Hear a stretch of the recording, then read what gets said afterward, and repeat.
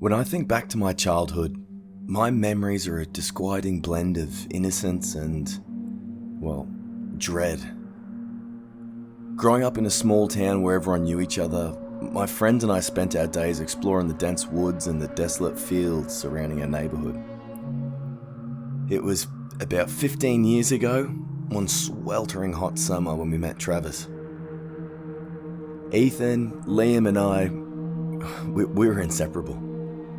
Ethan was the kind of kid who could charm anyone. His big smile and infectious laugh making everyone seem just lighter and happier. Now Liam, on the other hand, was part friend, part annoying little tormentor. Always pushing buttons, pushing boundaries, and just kind of testing us. He was also somehow fiercely loyal. He was really lovable. We had our own secret world. In this forest, we just go on little adventures. We'd tell each other secrets. We'd play hide and seek and just muck around. Now, one afternoon, while playing hide and seek in the woods behind Liam's house, we stumbled upon this one kid sitting alone on this rotting, fallen down tree. He appeared to be about our age, maybe a bit older, with dark, tangled hair and these piercing blue eyes that seemed to cut right through the murk of the forest. Ethan just called out straight away, "Hey, who are you?" The boy looked up slowly, his expression unsettlingly blank. "Travis," he murmured, almost too quiet to hear. "Never really seen you around here," I said as I stepped closer to him. "What school are you going to?" Travis shook his head. "Just moved here," he replied. His voice was just dead, devoid of any emotion. "That's cool," Ethan said, his grin widening. "Come on, you can hang out with us." Travis nodded slightly, a faint, almost imperceptible smile tugging at his lips. We welcomed him into our group. We were outcasts and we could kind of see that he was as well. For the rest of that day, we frolicked through the woods, we climbed trees, we played games, we threw a ball around, kicked a footy. Travis was unnervingly quiet. His presence was oddly unsettling, but he was magnetic. He moved with this unnatural grace, and his eyes were always shifting, as though he was waiting for something. Or someone. Now Liam, true to form, pushed Travis's boundaries, teasing and provoking him, but Travis never reacted as expected. He would simply stare at Liam with those intense blue eyes, unblinking and eerily calm, until Liam would eventually back off. One day, Liam brought along his disposable camera, the old kind we had to get the film developed. He wanted us all to take a picture. We huddled together with Travis standing apart and Liam snapped the picture. It captured this fleeting moment of happiness, the four of us frozen in time. That photograph would later become a haunting memento of the horrors to come. As summer dragged on, Travis became a regular part of our group.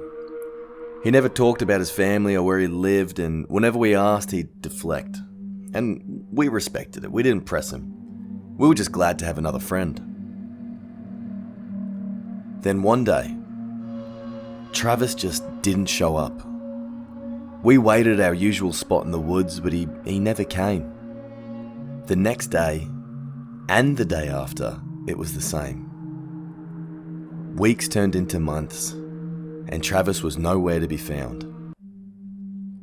We assumed he'd just moved away, of course, as mysteriously as he'd appeared.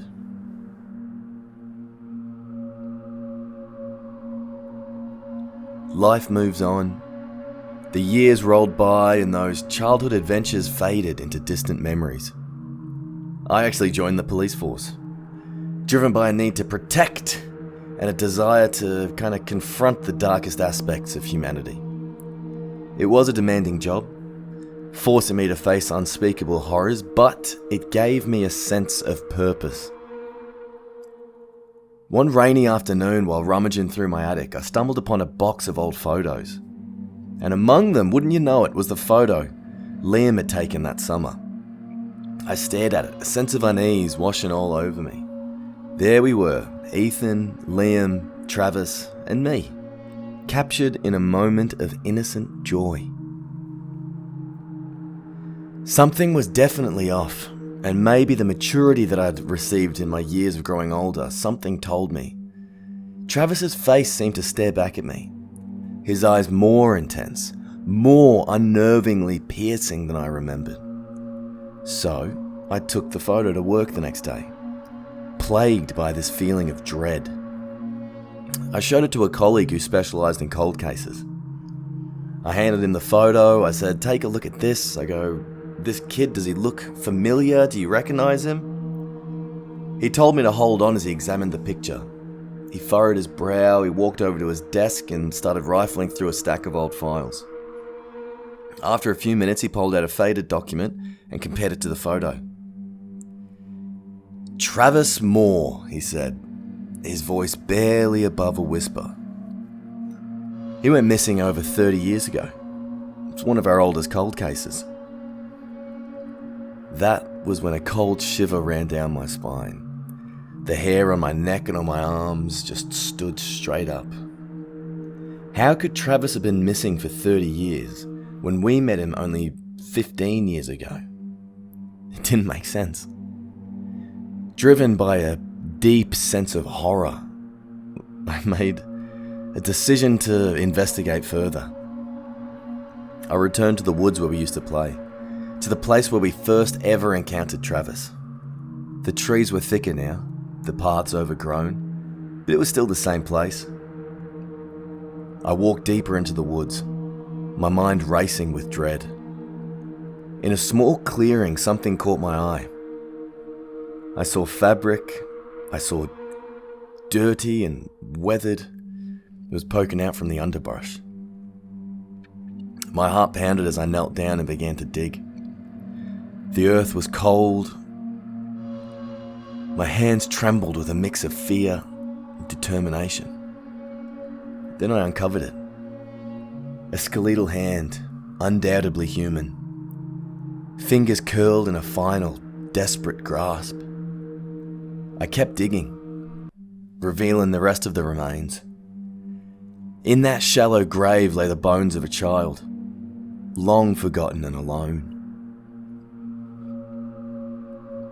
I called for backup, my mind numb with shock. And as I waited for the forensic team, I couldn't shake the feeling that Travis was still watching me, his piercing blue eyes following every move.